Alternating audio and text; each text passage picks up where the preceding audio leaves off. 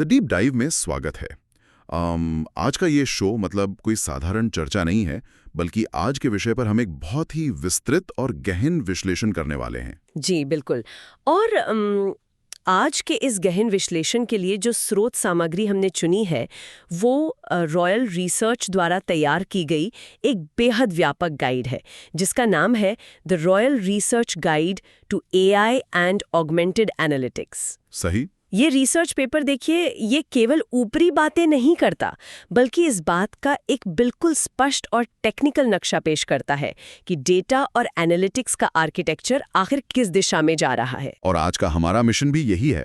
हमें ये समझना है कि कैसे आर्टिफिशियल इंटेलिजेंस यानी एआई, ऑटोमेशन और ऑगमेंटेड एनालिटिक्स मिलकर बिजनेस इंटेलिजेंस यानी बीआई के पूरे ढांचे को बदल रहे हैं। जो लोग डेटा की दुनिया से जुड़े हैं वो जानते हैं कि हिस्टोरिकल रिपोर्टिंग या वह पीछे मुड़कर देखने वाले उबाऊ स्प्रेडशीट्स और डैशबोर्ड्स का दौर अब पुराना हो चुका है। बिल्कुल पुराना हो चुका है। तो हमारा लक्ष्य ये है कि हम टेक्निकल जार्गन से बचते हुए इस नई तकनीक के काम करने के तरीके को डिकोड करें और समझें कि ये असल में बिजनेस आउटकम्स को कैसे प्रभावित कर रहा है। एआई के इस जादू को समझना बहुत जरूरी है। ये एक बहुत ही सटीक मिशन है, क्योंकि देखिए आज के कॉम्पिटिटिव बाजार में डेटा के आधार पर फैसले लेना ये कोई नई बात तो है नहीं। हाँ, वो तो बरसों से हो रहा है। एग्जैक्टली। लेकिन उन फैसलों की जो स्पीड है और जो एक्यूरेसी है वो अब एक अलग ही लेवल पर पहुंच गई है। रॉयल रिसर्च की ये गाइड इसी बात को हाईलाइट करती है कि डेटा वॉल्यूम अब इतना बढ़ चुका है कि ट्रेडिशनल तरीके अब बस काम नहीं कर सकते। ठीक है, इसकी पार्टियां खोलते हैं। परंपरागत बिजनेस इंटेलिजेंस क्या है ये तो सभी जानते हैं जी। वही महीने के अंत में आने वाली रिपोर्ट्स जो बताती हैं कि पिछले महीने कितनी सेल्स हुई या सप्लाई चेन में कहाँ रुकावट आई। ये बिल्कुल वैसे ही है जैसे गाड़ी चलाते वक्त आप सिर्फ रियर व्यू मिरर में देख रहे हो। सही कंपैरिजन है। लेकिन रॉयल रिसर्च का डेटा बताता है कि एआई इस पूरी प्रोसेस को सिर्फ तेज नहीं कर रहा, बल्कि इसका मतलब इसका बुनियादी स्वभाव ही बदल रहा है। यहाँ जो सबसे रोचक बात है वो ये है कि बदलाव सिर्फ स्पीड का नहीं है, बल्कि प्रिडिक्टिव एनालिटिक्स के जरिए एक पूरी तरह से नए नजरिए का बदलाव है। नया नजरिया कैसे? देखिए, मशीन लर्निंग एल्गोरिदम्स अब इतने विशाल डेटा सेट्स को प्रोसेस करके ऐसे छिपे हुए पैटर्न ढूंढ रहे हैं जिन्हें मैन्युअल तरीके से या इंसानों द्वारा खोजना लगभग असंभव है। इंसानी दिमाग उतना डेटा प्रोसेस ही नहीं कर सकता। बिल्कुल। ट्रेडिशनल बीआई में क्या होता था, इंसान क्वेरी लिखता था और सिस्टम डेटा निकालता था। अब एआई खुद हिस्टोरिकल डेटा के आधार पर ये बता रहा है कि आने वाले हफ्तों या महीनों में क्या होने की संभावना है। लेकिन एक सेकंड, प्रेडिक्टिव मॉडल्स तो पहले से भी मौजूद थे ना? डेटा साइंटिस्ट सालों से रिग्रेशन मॉडल्स बना रहे हैं। हाँ, बना तो रहे हैं। तो अब इस एआई पावर्ड बीआई में नया क्या है? क्या ये सिर्फ प्रोसेसिंग पावर के बढ़ने का नतीजा है? प्रोसेसिंग पावर का बड़ा योगदान तो है ही, लेकिन सबसे बड़ा बदलाव ये है कि ये मशीन लर्निंग मॉडल्स अब सीधे बीआई प्लेटफॉर्म्स के अंदर इंटीग्रेट हो गए हैं। अच्छा, मतलब अलग से रन नहीं करना पड़ता? एग्जैक्टली। पहले डेटा को निकालकर अलग से मॉडल रन करना पड़ता था। अब रॉयल रिसर्च के अनुसार सिस्टम लगातार रियल टाइम डेटा को इंजेस्ट करता है और अपने प्रिडिक्शन को हर मिनट अपडेट करता है। यानी डैशबोर्ड खुद ब खुद आगे की सोच रहा है। हाँ, इसका मतलब है कि इन्वेंट्री मैनेजमेंट या कस्टमर चर्न की भविष्यवाणी अब एक स्टैटिक रिपोर्ट नहीं है, बल्कि एक लाइव डैशबोर्ड है। आप हर पल देख सकते हैं कि रिस्क कहाँ है और उसे कैसे कम किया जा सकता है। ये वाकई बहुत बड़ा फर्क है। और इसी से जुड़ा एक और टेक्निकल पहलू है जिस पर स्रोत सामग्री बहुत जोर देती है, और वो है नेचुरल लैंग्वेज प्रोसेसिंग यानी एनएलपी। ये बहुत इंटरेस्टिंग पार्ट है। कहा जा रहा है कि यूजर्स अब अपनी आम भाषा में, एवरीडे लैंग्वेज में सिस्टम से सवाल पूछ सकते हैं। उन्हें कोडिंग आने की जरूरत नहीं है। लेकिन अगर हम थोड़ा एनालिटिकल नजरिए से देखें तो क्या एनएलपी पर पूरी तरह निर्भर होना टीम्स को डेटा के पीछे के मैथ्स को समझने से नहीं रोकता? ये पॉइंट काफी वैलिड है। मेरा मतलब है कि जटिल डेटा क्वेरीज को आम भाषा में बदलने से कुछ बहुत इंपॉर्टेंट इनसाइट्स खोनी जाती। मैं पूरी तरह से इस चिंता को समझती हूँ। देखिए, जब कोई यूजर सिस्टम में टाइप करता है कि पिछले साल के मुकाबले इस क्वार्टर में नॉर्थ इंडिया में हमारी सेल्स क्यों गिरी, तो उस सिंपल से सवाल के पीछे एक बहुत ही कॉम्प्लेक्स एसक्यूएल क्वेरी जनरेट होती है। सही बात है। खतरा ये रहता है कि अगर एआई ने सवाल के कॉन्टेक्स्ट को थोड़ा सा भी गलत समझ लिया तो वो बहुत ही कॉन्फिडेंस के साथ बिल्कुल गलत जवाब दे सकता है, जिसे टेक्निकल भाषा में एआई हैलुसिनेशन कहते हैं। बिल्कुल।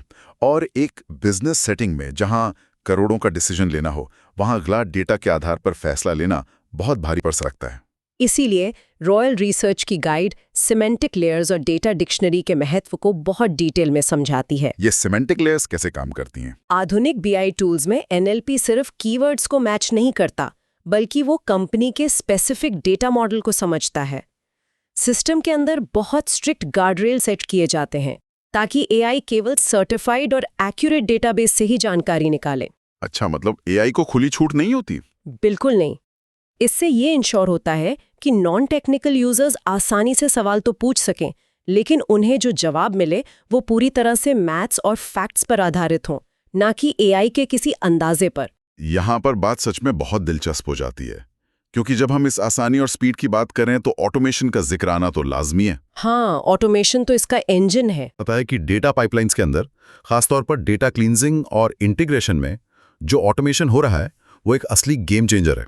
ये एक साइलेंट इंजन की तरह काम कर रहा है। मैं इससे पूरी तरह सहमत हूँ। देखिए, डेटा क्लेंजिंग किसी भी डेटा इंजीनियरिंग टीम के लिए सबसे ज्यादा टाइम लेने वाला और उबाऊ काम होता है। हाँ, अलग अलग सोर्सेज से डेटा आता है। एग्जैक्टली। उसमें फॉर्मेटिंग की गलतियां होती हैं, डुप्लीकेट एंट्रीज होती हैं, मिसिंग वैल्यूज होती हैं। ऑटोमेशन इस पूरे ETL यानी एक्सट्रैक्ट ट्रांसफॉर्म लोड प्रोसेस को बिना किसी इंसानी दखल के संभाल रहा है। एल्गोरिदम्स खुद तय करते हैं कि कौन सा डेटा करप्ट है और किसे साफ करने की जरूरत है। इससे वक्त तो बहुत बचता होगा और गलतियां भी कम होती होंगी। बिल्कुल। लेकिन इस पर मेरा एक सवाल है, क्या ऑटोमेटेड डेटा क्लेंजिंग में जरूरी आउटलायर डेटा के डिलीट होने का रिस्क नहीं रहता? ये आपने बहुत अच्छा सवाल पूछा। क्योंकि कई बार जो डेटा देखने में एक गलती या एनोमली लगता है, वही असल में एक नए मार्केट ट्रेंड का पहला इशारा होता है। अगर एल्गोरिदम उसे नॉइज समझकर हटा दे तो बिजनेस तो एक बहुत बड़ी अपॉर्चुनिटी मिस कर देगा ना। ये डेटा साइंस की दुनिया का एक बहुत ही क्लासिक डिबेट है, और यही कारण है कि आज के जो मॉडर्न ऑटोमेशन टूल्स हैं वो सिर्फ रूल बेस्ड नहीं रह गए हैं। तो वो कैसे काम करते हैं? वो स्टैटिस्टिकल वेरिएंस और डेटा में आने वाली गड़बड़ियों के बीच का अंतर समझते हैं। रॉयल रिसर्च इस बात को बिल्कुल स्पष्ट करता है कि ऑटोमेशन सिस्टम्स अब किसी भी अजीब डेटा पॉइंट को तुरंत डिलीट नहीं करते। तो उनका क्या करते हैं? वो उस डेटा को क्वारंटीन करके एनालिस्ट के लिए फ्लैग कर देते हैं। यानी मशीन कचरा साफ जरूर करती है, लेकिन अगर उसे कोई हीरा मिल जाए जो थोड़ा अजीब दिख रहा हो, तो वो उसे फेंकने के बजाय रिव्यू के लिए अलग रख देती है। ये तो एक बेहतरीन अप्रोच है, और मुझे लगता है ये रियल टाइम डेटा प्रोसेसिंग में बहुत काम आता होगा। फाइनेंस या रिटेल इंडस्ट्री में या हाई फ्रीक्वेंसी ट्रेडिंग में, जहां हर मिली सेकेंड में लाखों डेटा पॉइंट्स आते हैं। वहां तो मैनुअल क्लेंजिंग वैसे भी संभव नहीं है। सही बात है। ऑटोमेशन के जरिए स्ट्रीम प्रोसेसिंग से डेटा लगातार सिस्टम में आता रहता है, साफ होता है और बिना किसी देरी के डैशबोर्ड्स पर दिखने लगता है। हर मिनट का अपडेट जरूरी होता है वहां। अगर हम इसको बड़े दायरे में रख कर देखें तो ये सब एक और भी बड़े बदलाव की नींव तैयार कर रहा है, जिसे इस गाइड में ऑगमेंटेड एनालिटिक्स कहा गया है। मुझे लगता है ये इस पूरी गाइड का सबसे बड़ा और महत्वपूर्ण हिस्सा है। ऑगमेंटेड एनालिटिक्स, ये शब्द थोड़ा भारी लगता है।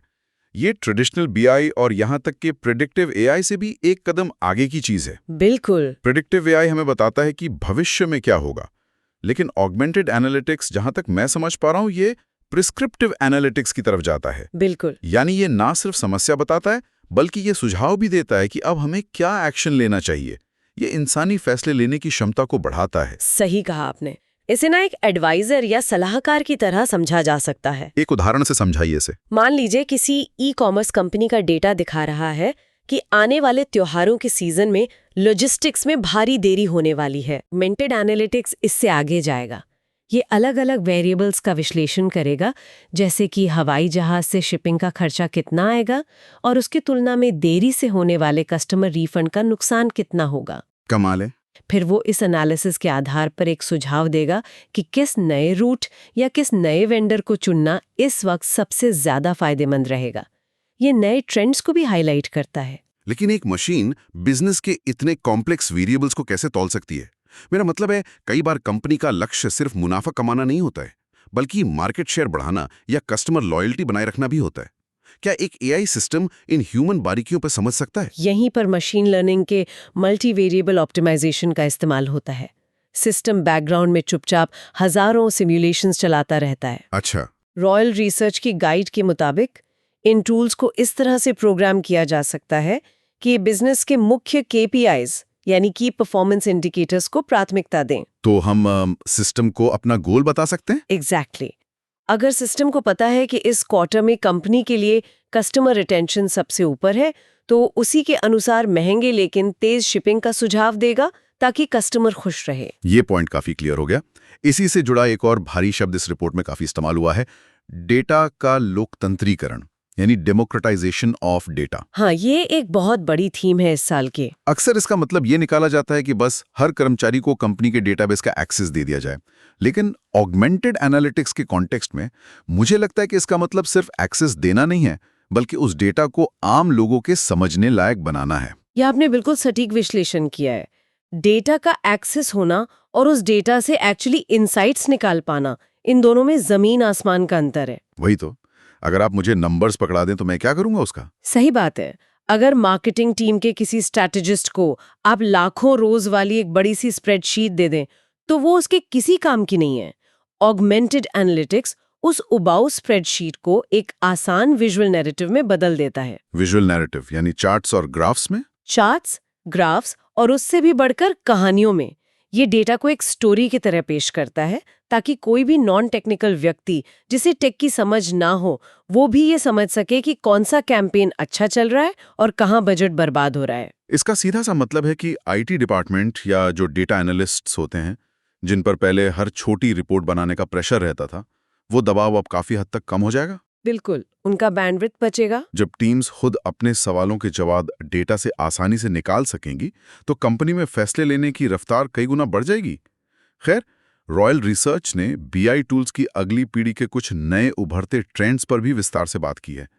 चलिए उन पर भी गहराई से नजर डालते हैं। इनमें सबसे पहला जिक्र क्लाउड बेस्ड बीआई सॉल्यूशंस का है। देखिए, क्लाउड कंप्यूटिंग तो कोई नई तकनीक नहीं है, हम सालों से इसका यूज कर रहे हैं, लेकिन बीआई के मामले में इसने पूरी तस्वीर बदल दी है। वो कैसे? पहले क्या होता था, कंपनीज को विशाल डेटा स्टोर करने और प्रोसेस करने के लिए अपने ऑन प्रेमिसेस सर्वर्स पर करोड़ों रुपए का खर्च करना पड़ता था। हाँ, बड़े बड़े सर्वर रूम्स होते थे। सही।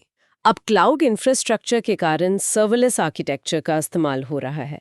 इसका सीधा सा मतलब यह है कि सिस्टम को जितनी कंप्यूट पावर की जरूरत होती है, वो रियल टाइम में उतनी पावर क्लाउड से ले लेता है, और जैसे ही कैलकुलेशन खत्म होती है, पावर कम हो जाती है। इससे कंपनीज के खर्चे तो बहुत कम होती हैं, साथ ही दुनिया के किसी भी कोने से चाहे आप वर्क फ्रॉम होम कर रहे हैं, डेटा एक्सेस करने की आसानी और सुविधा मिलती है। लेकिन जो दूसरा ट्रेंड इस गाइड में मुझे तकनीकी रूप से सबसे ज्यादा दिलचस्प लगा, वो है एम्बेडेड बीआई, यानी रोजमर्रा के बिजनेस एप्स के अंदर ही एनालिटिक्स का जुड़ जाना। एम्बेडेड बीआई असल में वर्कफ्लो की रुकावटों को खत्म करने का सबसे बेहतरीन तरीका है।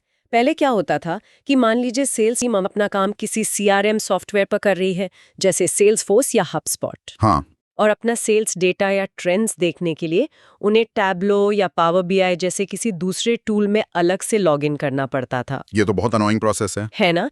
इस कॉन्टेक्स्ट स्विचिंग में बहुत समय और फोकस बर्बाद होता था। स्क्रीन बदलो, ऐप बदलो, वापस आओ। तो अब एम्बेडेड बीआई इस समस्या को कैसे हल करता है? क्या ये सिर्फ उस डैशबोर्ड का एक स्क्रीनशॉट लेकर CIM में दिखा देता है? नहीं, ये उससे कहीं ज्यादा गहरा इंटीग्रेशन है। API यानी एप्लीकेशन प्रोग्रामिंग इंटरफेसेस के जरिए पूरी की पूरी बीआई फंक्शनैलिटी को सीधे रोजमर्रा के एप्स के अंदर फिट कर दिया जाता है। मतलब डेटा वही है जहां काम हो रहा है। एग्जैक्टली। एनालिटिक्स अब कोई अलग से की जाने वाली एक्टिविटी नहीं है, बल्कि वो आपके काम करने के अनुभव का ही एक सीमलेस हिस्सा बन गया है। एक सेल्स कर्मचारी अपने CRM में ही किसी क्लाइंट की प्रोफाइल देखते हुए रियल टाइम में ये प्रेडिक्शन देख सकता है कि उस क्लाइंट के डील क्लोज करने की कितनी संभावना है। उसे स्क्रीन छोड़ने की जरूरत ही नहीं है। ये तो प्रोडक्टिविटी के लिहाज से बहुत बड़ी बात है। जब डेटा ठीक उसी जगह मौजूद हो जहां आपको एक्शन लेना है, तो नेचुरली फैसले लेने की स्पीड तेज हो जाती है। खैर, इसके बाद ये गाइड एक और बहुत ही महत्वपूर्ण ट्रेंड की बात करती है, जो आज के समय में सबसे बड़ा मुद्दा है, डेटा गवर्नेंस और सुरक्षा। ये बहुत जरूरी टॉपिक है। जब हम AI और लार्ज लैंग्वेज मॉडल्स या LLMs की बात करते हैं, तो डेटा सुरक्षा का परिदृश्य बहुत ही जटिल हो जाता है। सही बात है। अगर कोई AI मॉडल कंपनी के पूरी डेटाबेस पर ट्रेन किया गया है, तो ये एक बहुत बड़ा खतरा बन जाता है कि कहीं वो किसी आम कर्मचारी को फाइनेंस या एचआर का ऐसा सेंसिटिव डेटा ना दिखा दे जिसे देखने का अधिकार उसे नहीं है। ये तो सच में बहुत बड़ा रिस्क है। मतलब अगर गार्ड रेल्स ना हो तो कोई भी इंटर्न सिस्टम से पूछ सकता है कि सीईओ की सैलरी कितनी है या अगले महीने किन लोगों को नौकरी से निकाला जाने वाला है। बिल्कुल, और यही कारण है कि इन नई रिस्क्स को मैनेज करने के लिए नए बीआई टूल्स में रो लेवल सिक्योरिटी और एआई एक्सेस कंट्रोल्स को बहुत गहराई से इंटीग्रेट किया जा रहा है। रो लेवल सिक्योरिटी यानी डेटा की हर लाइन पर सिक्योरिटी। हाँ, इसका मतलब है कि एआई वही डेटा प्रोसेस और प्रेजेंट करेगा जिसका एक्सेस उस स्पेसिफिक यूजर की आईडी को दिया गया है। अगर आपके पास एचआर डेटा का एक्सेस नहीं है तो एआई आपको वो डेटा दिखाएगा ही नहीं। इसके अलावा सेंसिटिव जानकारी को सुरक्षित रखना और जीडीपीआर या डीपीडीपी जैसे कड़े डेटा प्राइवेसी कानूनों का पालन करना भी अब बीआई प्लेटफॉर्म्स के आर्किटेक्चर का बुनियादी हिस्सा बन गया है। और शायद यही कारण है कि कस्टमाइजेबल और यूजर फ्रेंडली इंटरफेसेस पर भी आजकल इतना जोर दिया जा रहा है। एक तरफ डेटा सिक्योरिटी के इतने कड़े नियम हैं और दूसरी तरफ सिस्टम को नॉन स्पेशलिस्ट्स के लिए आसान बनाना है। सही कहा आपने। कंपोजेबिलिटी का कॉन्सेप्ट यहाँ बहुत काम आता है, जहां यूजर्स बिना कोई कोड लिखे सिर्फ ड्रैग एंड ड्रॉप के जरिए अपने खुद के कस्टम डैशबोर्ड्स बना सकते हैं। तो इन सब का आखिर मतलब क्या है? हमने रॉयल रिसर्च के आधार पर एआई की खूबियां देखी, ऑटोमेशन की ताकत को समझा, क्लाउड आर्किटेक्चर और एम्बेडेड एनालिटिक्स की गहराई को भी समझा। लेकिन तकनीक की दुनिया में कुछ भी परफेक्ट तो नहीं होता। क्या ये सब कुछ वाकई इतना ही आसान और फॉल्ट प्रूफ है? इसे एक बहुत जरूरी सवाल उठता है और रॉयल रिसर्च की गाइड ने बहुत जिम्मेदारी के साथ उन बड़ी चुनौतियों का भी विश्लेषण किया है जो आज कंपनीज के सामने खड़ी हैं। इन चुनौतियों को समझे बिना इस नई दुनिया में कदम रखना बहुत बड़ी बेवकूफ़ी होगी। बिल्कुल। सबसे पहली चुनौती तो वही है जिस पर हमने अभी थोड़ी देर पहले बात की, डेटा प्राइवेसी। हाँ, एआई मॉडल्स डेटा के भूखे होते हैं, ये तो फैक्ट है। जी, जानकारी, फाइनेंशियल रिकॉर्ड्स और यहाँ तक कि हेल्थ से जुड़ी सेंसिटिव इन्फॉर्मेशन भी हो सकती है। तो बैलेंस कैसे बनेगा? यही तो चैलेंज है। बिजनेस के लिए गहरे एनालिटिक्स की जरूरत और यूजर्स की निजाता के बीच संतुलन बनाना एक बहुत बड़ी लीगल और एथिकल चुनौती है। सही बात है। दूसरी सबसे बड़ी चुनौती है स्किल्स गैप। और देखिए, ये गैप सिर्फ कोडिंग आने या ना आने तक सीमित नहीं है। फिर किस चीज का गैप है? आज के समय में जब सिस्टम खुद डेटा साफ कर रहा है, चार्ट्स बना रहा है, तो कर्मचारियों को एसक्यूएल क्वेरीज लिखने की ट्रेनिंग नहीं चाहिए, बल्कि उन्हें डेटा लिटरेसी की भारी जरूरत है। डेटा लिटरेसी से यहाँ आपका क्या मतलब है? क्या ये प्रॉम्प्ट इंजीनियरिंग की तरफ इशारा है? बिल्कुल सटीक पकड़ा आपने। कर्मचारियों को ये सीखना ही होगा कि नए एआई टूल से सही एनालिटिकल सवाल कैसे पूछे जाएं। क्योंकि सवाल गलत होगा तो जवाब भी गलत आएगा। हाँ, अगर सिस्टम को सही प्रॉम्प्ट नहीं मिलेगा तो वो जो जवाब देगा वो तकनीकी रूप से सही होने के बावजूद बिजनेस के लिए बिल्कुल बेकार हो सकता है। ये माइंडसेट का एक बहुत बड़ा बदलाव है। सिस्टम ऑपरेटर से हटकर अब टीम्स को क्रिटिकल थिंकर्स बनना होगा। सही कहा। कंपनीज के पास शानदार एआई टूल्स तो आ गए हैं, लेकिन उन्हें चलाने वालों की सोच अगर अभी भी पुरानी रिपोर्टिंग वाली है तो कोई फायदा नहीं होगा। और तीसरी बड़ी चुनौती जो इस गाइड में बहुत प्रमुखता से उठाई गई है वो है इंटीग्रेशन की समस्या, जिसे हम टेक की भाषा में टेक्निकल डेट भी कहते हैं। ये बहुत पेन पॉइंट है आईटी वालों के लिए। ये एक बहुत ही व्यवहारिक समस्या है ग्राउंड लेवल पर। बड़ी कंपनियों के पास दशकों पुरानी आईटी प्रणालियां या लेगेसी सिस्टम्स होते हैं। इन पुराने, धीमे और अलग-थलग पड़े डेटाबेस के ऊपर एक high and AI powered BI tool लगाना बहुत मुश्किल काम होता है। ये तो वही बात हो गई कि पुराने इंजन वाली गाड़ी में जेट फ्यूल डाल दिया जाए। बिल्कुल वही हालात है। इसका मतलब है कि या तो कंपनीज को अपने पुराने सिस्टम्स को पूरी तरह से उखाड़कर नया लगाना होगा, जिसे रिप एंड रिप्लेस कहते हैं। लेकिन ये बहुत महंगा और जोखिम भरा होता है और कोई कंपनी जल्दी ये करना नहीं चाहती। सही बात है। या फिर उन्हें जटिल एपीआई लेयर्स के जरिए इन नए टूल्स को पुराने सिस्टम से जोड़ना होगा, जिससे पूरे नेटवर्क की परफॉर्मेंस धीमी होने का डर रहता है।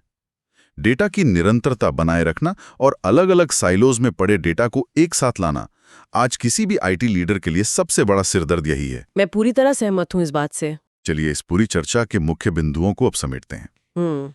रॉयल रिसर्च की इस बेहतरीन गाइड का आज हमने जो ये गहन विश्लेषण किया है, इससे एक बात पूरी तरह से स्पष्ट हो गई है कि बिजनेस इंटेलिजेंस का स्वरूप अब हमेशा के लिए बदल चुका है। बिल्कुल बदल चुका है। हमने देखा कि कैसे एआई और प्रेडिक्टिव एनालिटिक्स ने हमें क्या हुआ था कि दुनिया से निकालकर क्या होने वाला है कि दुनिया में ला खड़ा किया है।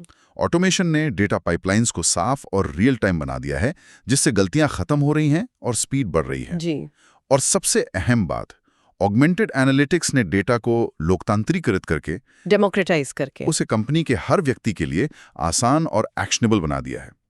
क्लाउड और एम्बेडेड बीआई इस पूरी प्रोसेस को बिना किसी रुकावट के रोजमर्रा के काम का हिस्सा बना रहे हैं। ये सब वाकई माइंड ब्लोइंग है।